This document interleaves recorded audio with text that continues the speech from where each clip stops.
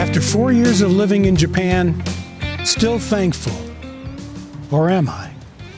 All right, folks, gather around. Hope you're all doing well, wrapping up the year, pretending you're totally on top of your lives, while secretly wondering, how the hell did it get to be December once again?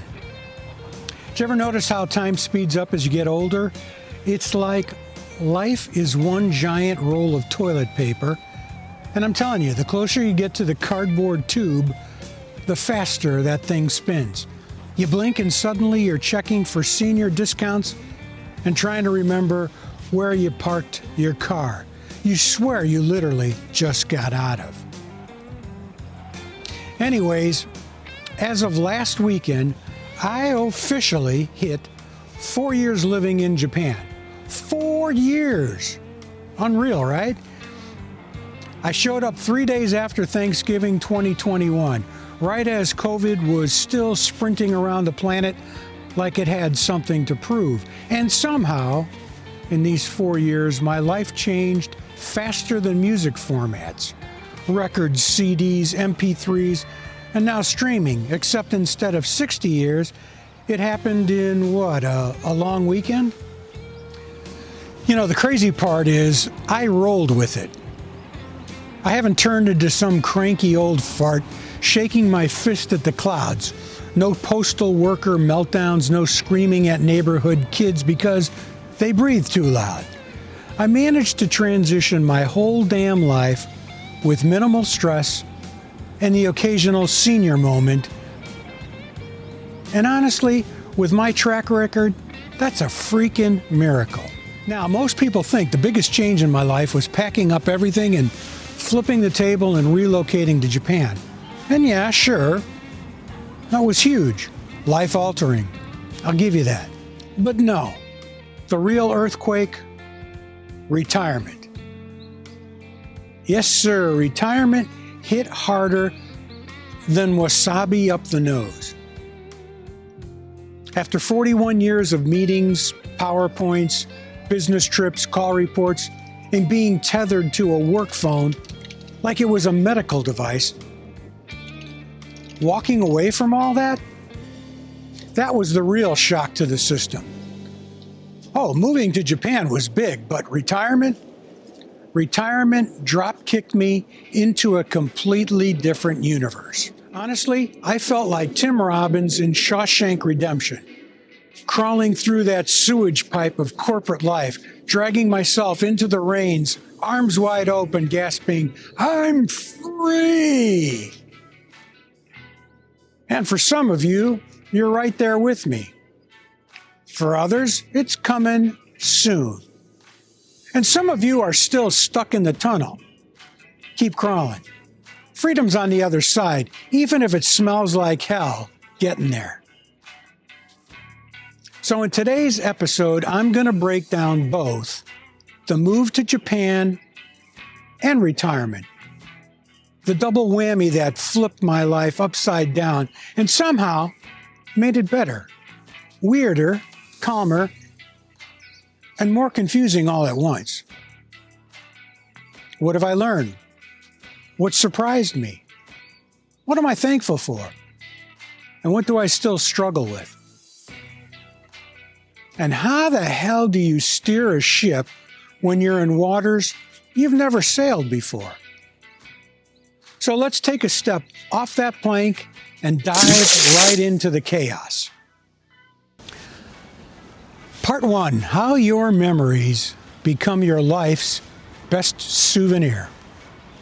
You know, I still remember my very first day on the job, Monday, April 14th, 1980. Back when dinosaurs roamed the earth, phones had cords, and HR was basically a rumor your friends in bigger companies claimed existed. I walked in completely clueless about what the real world looked like. Nervous, excited, probably overdressed, like every 22-year-old schmuck trying not to screw it up on day one. Within 2 hours, I'm filling out paperwork while one of the sales guys is chain smoking in the office. Ashtrays overflowing, and no joke, he's got a drawer full of old Playboy magazines. Welcome to Corporate America 1980 edition. No Sarbanes-Oxley, no compliance training, and the closest thing we had to company ethics was, hey kid, don't get caught. The first week I got an earful from the old timers, the guys who started work sometime around the Eisenhower administration. And they're telling us, we don't have what it takes. We're soft. We're the kids who won't survive. Well, the joke's on them. We did more than survive. We crushed it. We took it farther than they ever did. And we did it without dropping dead at our desk. From that first week on, I promised myself, when my last day finally shows up, I'm walking out that door and never looking back. No farewell tour, no emotional montage, no I'll keep in touch, just poof, gone. And you know what? I actually did it. The cleanest Irish exit in corporate history. Now, that doesn't mean I don't share the stories because, trust me, I've got a Costco-sized bulk pack of them. Like the guy who quit because he was destined to become a professional golfer, then came crawling back after lunch. Too late, we already hired somebody. Dream big, champ. Or the genius who thought it was a good idea to dance on the secretary's desk in baby blue briefs while she tried to tuck dollar bills into his waistband. Try pulling that stunt in 2025. He'll be escorted by security, HR, hell, and probably the National Guard. Those days were insane, inappropriate, chaotic, and honestly, absolutely priceless. Then came my last day. Packing up my office felt like those last days of school just before summer vacation. Except this time, summer vacation was forever. No more business travel, no more hotels with mystery stains, no more PowerPoints, forecast reviews, or expense reports. No more dry cleaning shirts that served as a bib for all those sushi drops in the soy sauce. Just me, my wife, and a plan to unload the house and move to Japan. Free at last. And here's the point, the only real point that matters. Live an adventurous life. Push the envelope, stay outside the box, make friends, make mistakes, make stories. Because later on, when the clock starts ticking a little louder, it's those memories that show up like old friends and make you smile. You know, looking back, the good old days absolutely blew the bad days out of the water. And the souvenirs, they're all up here. The stories I'll be telling until someone yanks that mic out of my hands.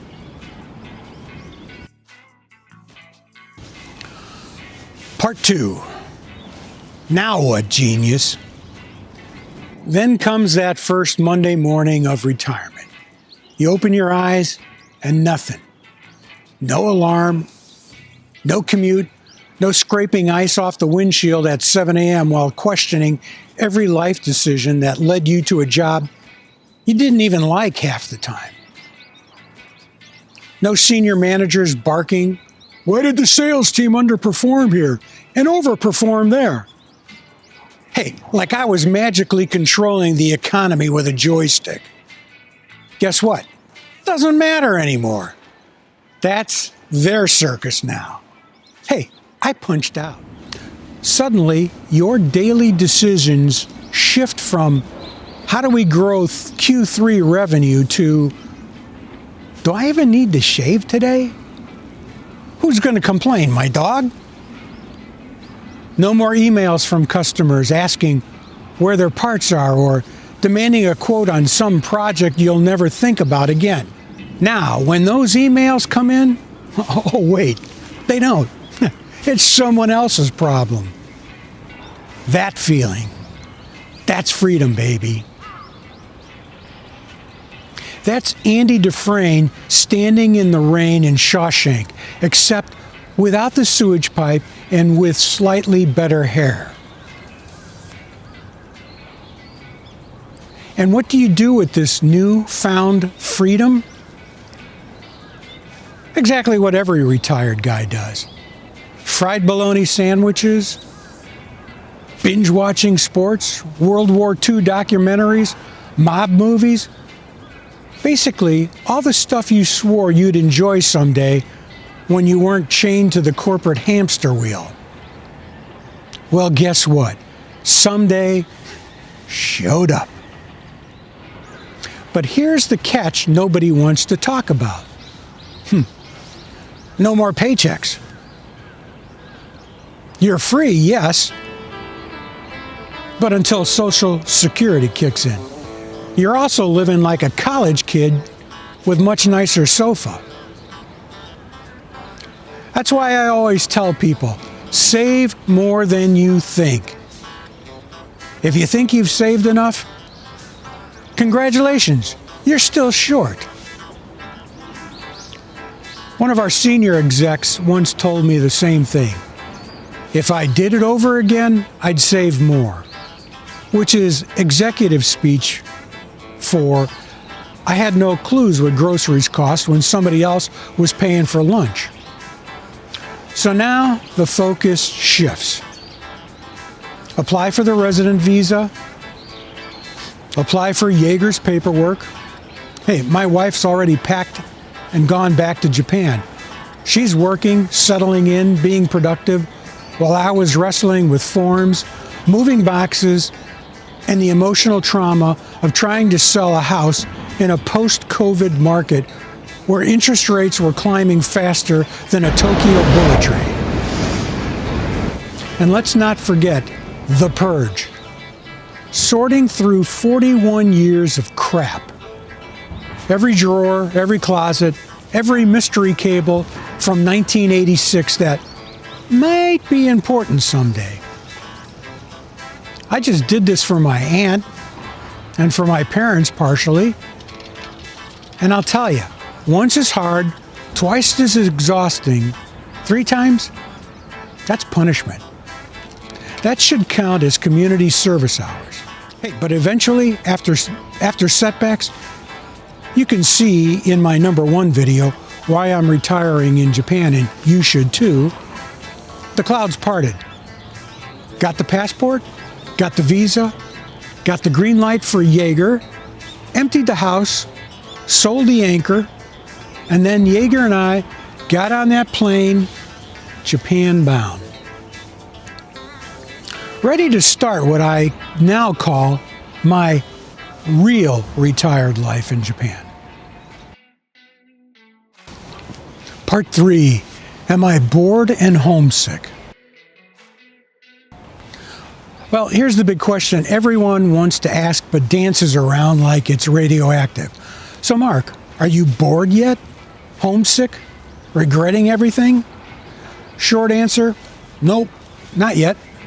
Long answer, well, ask me again the next time I'm standing in line for 40 minutes at a Japanese bank just to stamp a form they're probably going to lose anyways. But here's the truth. Retirement and moving to Japan isn't a vacation. It's like someone handed you a blank notebook and said, okay, genius, fill this with something meaningful before you croak. No pressure, right? The experts say to survive retirement, you need to stay socially active, stay physically active, have a sense of purpose, and pursue hobbies and passions. All right, great list. Now try and do all in a country where your vocabulary consists of konnichiwa, where's the bathroom, and sorry, I don't understand. Yeah, try keeping your stress level low with that. Recipe for success, or at least avoiding becoming a couch fossil. 1. Be sociable, even if you'd rather not be. So I joined a church, perfect place to meet people because they sort of have to be nice to you. It's in the job description. And here's the thing. You will meet people, Japanese folks, who feel comfortable talking to a foreigner. Other expats trying to survive the language, the culture, and the mystery of why everything here requires a stamp. You meet one person, they introduce you to another, and the next thing you know, boom, you've got a network. Nothing huge, but enough to remind you that you're not stranded on an island talking to coconuts. 2, learn new things, or at least pretend you are. Learning Japanese. Yeah, I'm trying. Let's just say my progress is at the toddler who wandered away from the daycare level. But I'm also learning other stuff.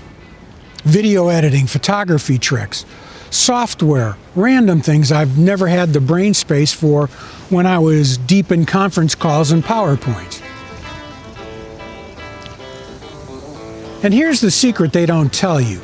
Learning something new makes you feel alive again, even if you suck at it. 3, physical activity and hobbies. Again, the non-heart attack version. For me, photography has always been my thing, but now I actually have the time to do it, instead of squeezing it in between business trips and deadlines. And it gives me 4 massive benefits. I walk a lot, fresh air, exercise, and fewer trips to the cardiologist. I get out and explore Japan, temples, the back streets, mountains, things I never noticed when I was just visiting. And along the way, I meet people with similar interests. Photographers love to talk, and thank God, because now I actually listen. Spiritual growth. With more time to pray and attend church, I've found a calmer, more grounded way to deal with, well, all of it. Aging, change, life, the whole circus. So, am I bored? Am I homesick? Honestly, not really. Not yet. Maybe someday, maybe never. What I am is grateful. Grateful for each day. Grateful for the slower pace. Grateful that my marriage is stronger. Grateful that I'm building friendships that feel real. Not work friends who disappear the second you retire. Photography led me to create this YouTube channel. And this channel forces me to do everything the retirement books preach. Stay curious, stay active, stay connected, and try to make sense of life in Japan. It's the perfect excuse to keep moving and not just fade into the recliner with a remote and a bag of chips. Part 4, likes, dislikes, and surprises. Look, if you've watched my earlier videos, none of this is going to shock you. My likes, dislikes, and surprises about life in Japan. They're basically the world's longest deja vu. Let's face it, life here isn't perfect, but hey, neither was life back at home. Back home, you just felt perfect because we were used to the nonsense. We grew up marinating in it.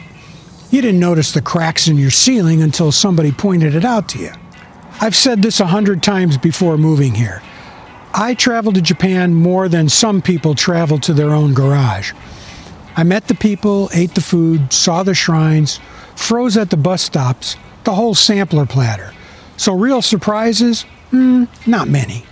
More like, yep, Japan, still awesome. Likes. I've identified 6 likes. Let's start positive before we slide into my usual ranting.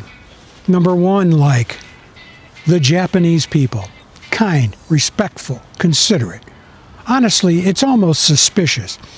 Back home, if someone's too helpful, you assume that they're trying to sell you a timeshare. Here, that's just Tuesday. No surprises. They've been this way since a long time before I walked off that plane looking like a lost exchange student. Number 2, their pride in history. Hell, everything here has a story. A rock isn't just a rock. It's from the 14th century. A shogun once squeezed it and now it's a cultural treasure. The reverence here is real. Number 3, natural and man-made beauty. Japan is basically Mother Nature showing off while civil engineers say, oh yeah, watch this. You get mountains, oceans, temples, neon cities. Pick your vibe. Number 4, cuisine. And no, it's not just rice and raw fish. Japan is number 3 in the world for Michelin-starred restaurants, right behind France and Italy. That means you can get world-class food everywhere, even in places where the chairs look like they were designed for a toddler.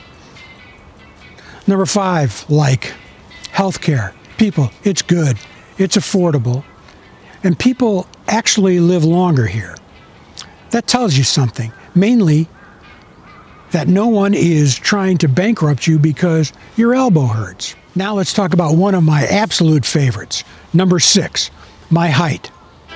5'7", 170.3 centimeters. All right, before I forget, let's talk about the one unexpected perk about living in Japan. And no, it's not the sushi, it's not the temples, it's not the fact that the trains actually show up when they're supposed to. It's this. I'm finally in a country where I'm not the short guy. Back in the U.S., average dude is 5'9". Every room I walked into, I looked like I had just wandered in from a kid's table with my juice box. I'm out there craning my neck like I'm trying to read the scoreboard at Wrigley Field from the sidewalk. But here in Japan, the average height is 5'6". 5'6". Suddenly, I'm the tall one.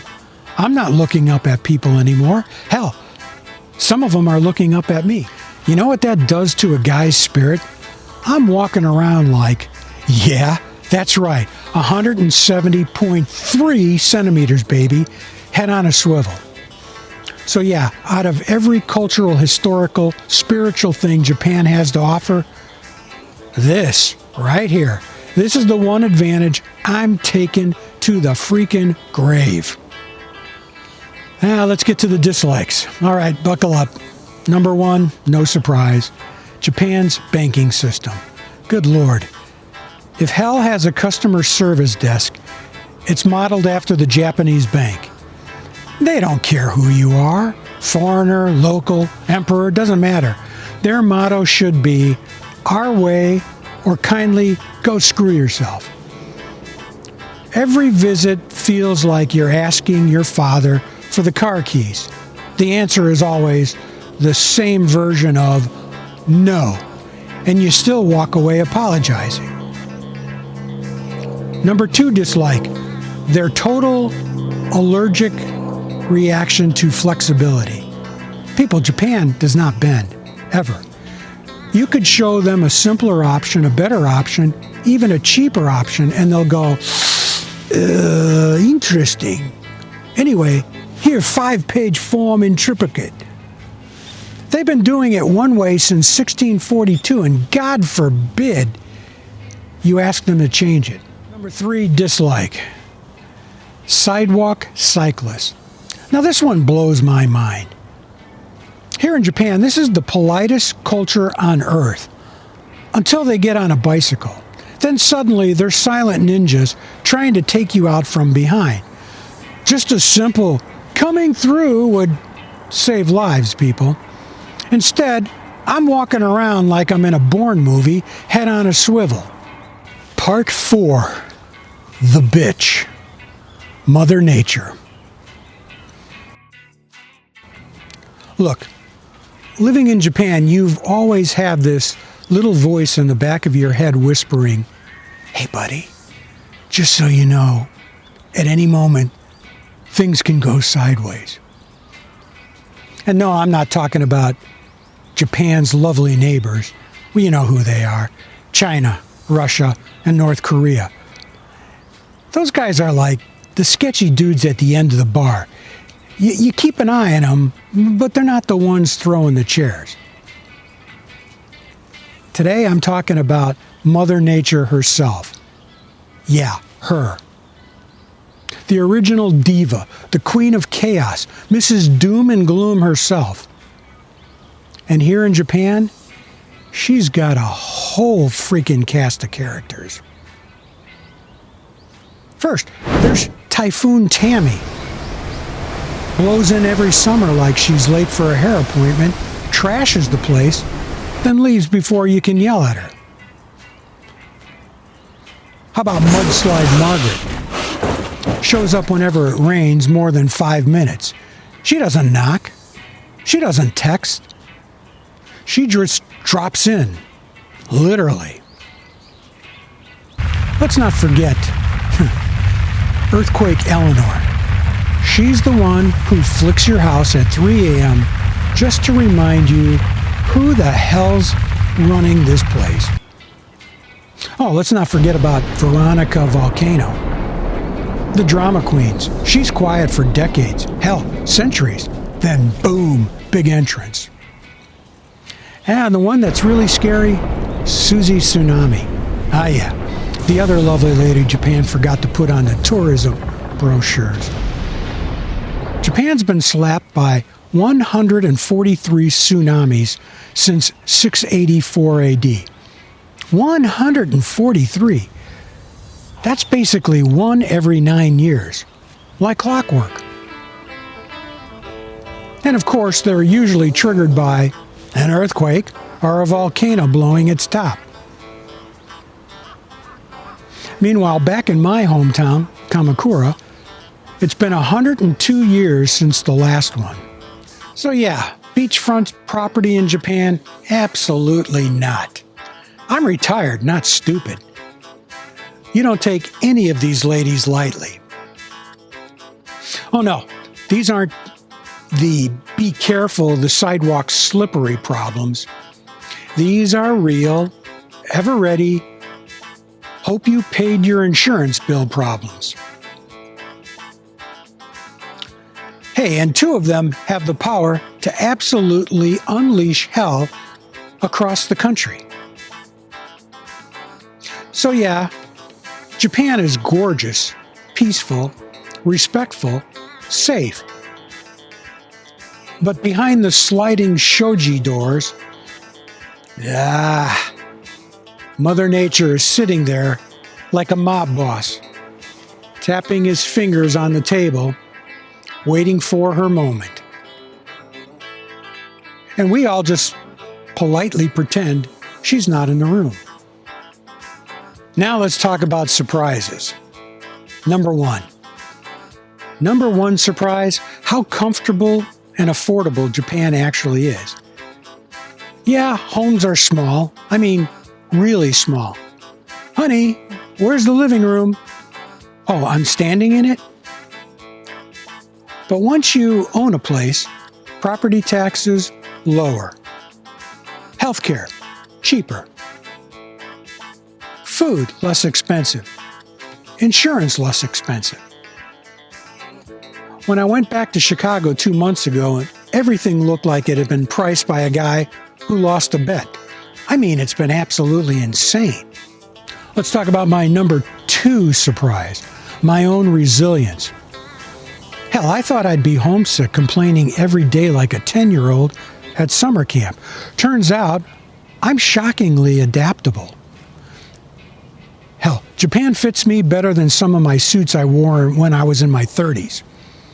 Life here, even as I get older, has been easier, gentler, more comfortable. Which, if you know anything about aging, is the real surprise miracle. Number 3 surprise, cost of daily life here actually makes sense. Like I said earlier, once you get away from housing costs, life here is predictable and reasonable, especially as we age. The capped out-of-pocket healthcare makes a huge difference. Just the healthcare, property taxes, insurance, and the food costs are so much better. Part 5. So after 4 years in Japan, what's the verdict? So what's the verdict after 4 years? Honestly, I came out better than I thought. Turns out I'm more resilient and way less homesick than that little voice in my head predicted back in 2021. Sure, I miss home, I miss family, friends, and a few old colleagues, and maybe a proper Chicago dog without someone apologizing for the mustard. But on my first trip back in nearly 4 years, it hit me. Aside from the people, everything else I miss, I don't really miss. Not enough to pack up and reverse immigrate. Why is life here smoother than expected? Simple. I didn't come to Japan alone. I had friends here from my working years, family here through my marriage. And now that both my wife and I have escaped the workforce, we actually get a lot of time together. Add the new friendships I've made since arriving, and suddenly life feels less like a relocation and more like a continuation, just in a different time zone. So here's the truth nobody puts on the brochure. Japan is comfortable. It's not perfect. Hell, no place is, but this country has a way of gently convincing you that the world isn't as chaotic as the news makes it seem. And yes, let's be real. If my wife weren't a Japanese citizen, I wouldn't be sitting here talking about my 4-year anniversary in Japan. I'd probably be somewhere in Illinois scraping ice off my windshield at 6 a.m. But here, this place is stunning. Not nice to look at once, stunning. I mean, drop your jaw, check your pulse, and wonder how this place is real stunning. Culturally rich, visually ridiculous. Built on contrasts that somehow form perfect harmony. I've traveled a lot in 68 years, and truly, there are only 3 places I've ever visited where I never wanted to leave. 1, Wrigley Field. Obviously. I miss my usual visits every year at the friendly confines. Number 2, Hawaii. Paradise, right? What else can you say? And number 3, Japan. The one place that always felt a little like home even before it became home. And that feeling, well, the world is catching on. Ask anyone who's visited.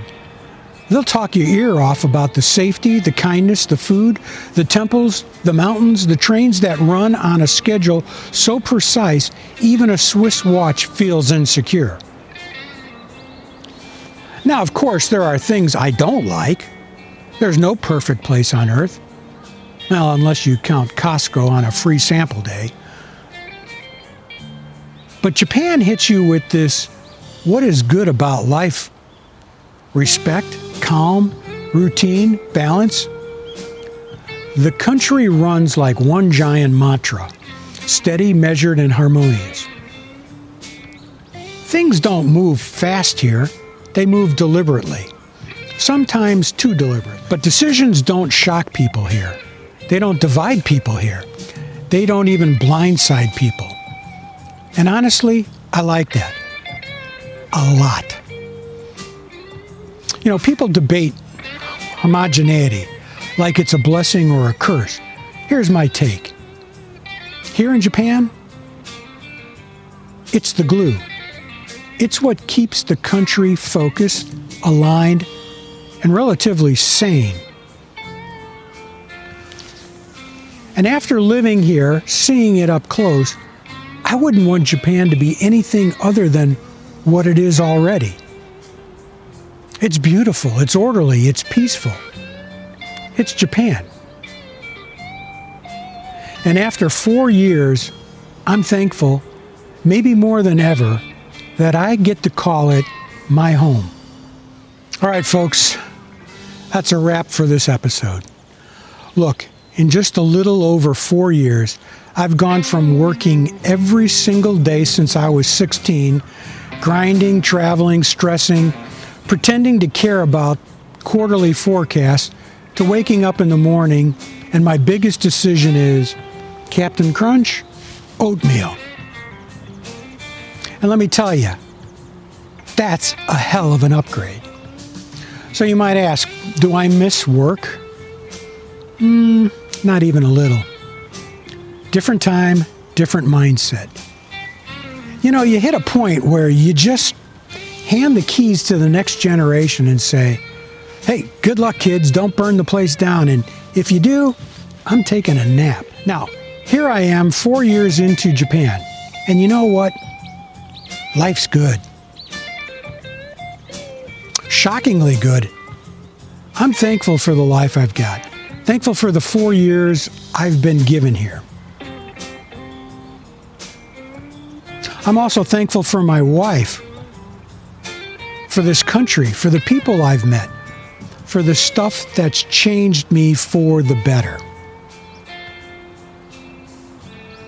And honestly, I'm thankful that after 41 years of grinding like a rusty lawnmower, I finally get to breathe like a human, not a corporate asset. And on that note, it's time to sign off so I can do something truly rock and roll. Refill my weekly pillbox. Yeah, aging's a real party. So until next time, stay healthy, be good, and adios for now. I hate doing this, I really do, but apparently this is how the YouTube universe works. So if you truly enjoyed this little therapy session of mine, go ahead and smash that like button. Don't make me beg. I'm too old for that. And hey, if you haven't subscribed yet, do me a solid and hit that subscribe button. Season 1 is wrapping up this month, and I've got some changes coming for the next season that, according to YouTube, you won't want to miss. Anyways, thanks for watching, thanks for sticking with me, and thanks for not bailing out halfway through. See you next time, assuming the algorithm doesn't bury me alive. Hey, and before I forget, navigatorjapan.com, all right? Yeah, I'm doing a plug, calm down. Look, if you haven't checked this thing out, what are you doing? It's like the encyclopedia of how to not completely screw up your life in Japan. I went on there to read why Japanese people live so damn long. And I'm telling you, after I read that article like 3 times, I'm thinking, oh great, now I've got no excuse. I guess I got to stick around long enough to crank out another 10 seasons of this channel. Seriously though, if you're visiting, moving here, married to a Japanese person, or you just like bowing a lot, go check it out. It's packed with actually useful information, not the usual internet garbage like top 10 things you should eat before you die. NavigatorJapan.com. You won't regret it. Hell, you might even live longer, which, depending on your attitude, might be a blessing or a curse. But hey, I'm rooting for you.